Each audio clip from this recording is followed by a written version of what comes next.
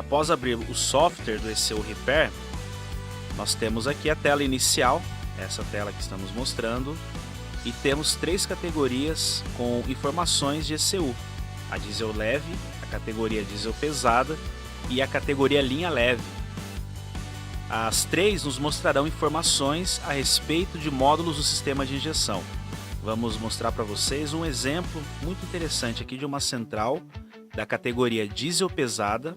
A montadora que vamos escolher é a montadora Volkswagen e a central que vamos usar de exemplo, Volksbus 15190, sistema EDC7. Nós temos a descrição e também um link que vai nos levar à informação do módulo. Quando eu clico nesse link, o software se encarregará de me levar à página onde contém a informação a respeito do módulo.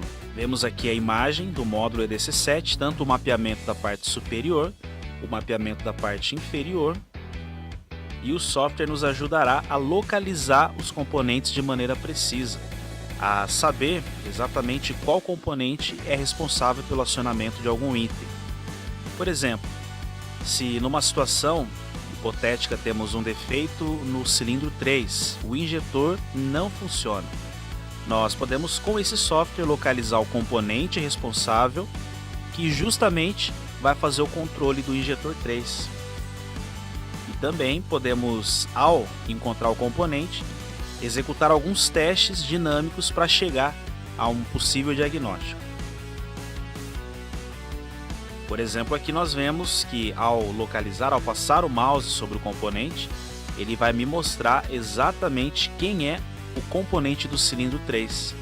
Esse componente em destaque, portanto, nesse caso, é o componente responsável pelo cilindro ou pelo injetor número 3. Quando eu clico sobre a peça, sobre esse item em destaque, uma imagem só do componente aparecerá e nela eu conseguirei determinar a função de cada terminal desse componente. E com isso, o meu diagnóstico ficará muito mais preciso e mais rápido. Por exemplo, no primeiro terminal, onde a descrição nos diz que esse terminal 1 tem uma ligação com o terminal 26 do gerenciador de unidades, ou seja, é uma entrada de sinal. Portanto, quando nós temos algum defeito, geralmente teremos que testar de maneira correta com o osciloscópio um possível sinal de entrada ou um possível sinal de ativação nesse terminal. Como esse tipo de sinal se trata de uma ativação vinda do processador, ao usar o osciloscópio eu notarei um sinal de onda quadrada com amplitude máxima de 5 volts.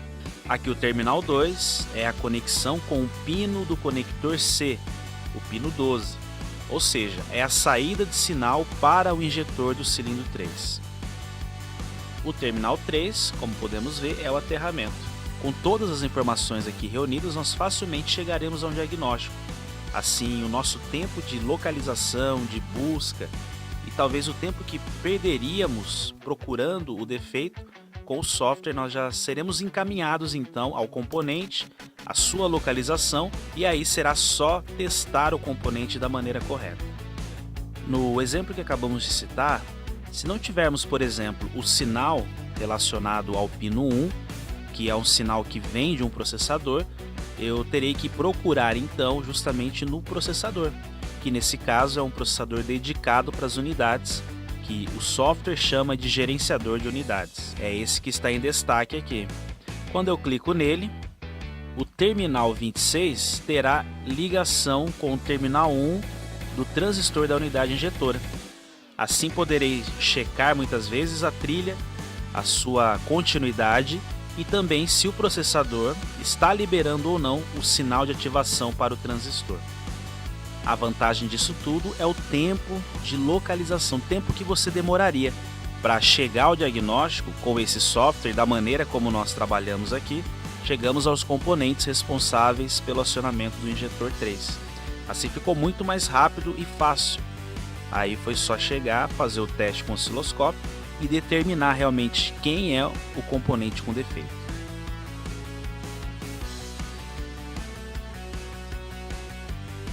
Uma outra particularidade desse software são as funções extras que ele tem. Uma função interessante é a localização dos datasheets de maneira prática. Quando posiciono o mouse sobre um componente, geralmente uma outra opção chamada Datasheet aparecerá. E quando eu clico sobre ela, serei encaminhado à folha de dados do componente em questão.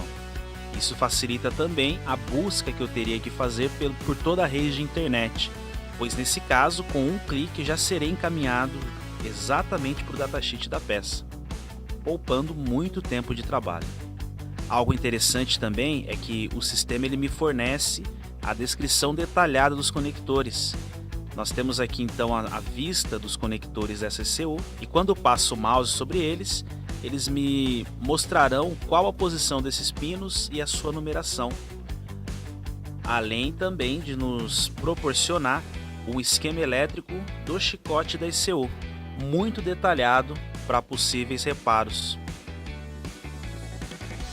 Quando usamos a categoria linha leve, nós temos as mesmas particularidades da linha diesel.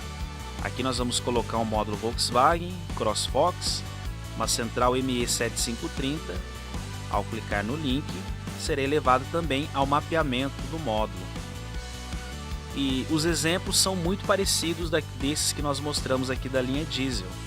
Mas um detalhe interessante é que eu posso baixar os arquivos que eu poderia telecarregar nas EPROMs.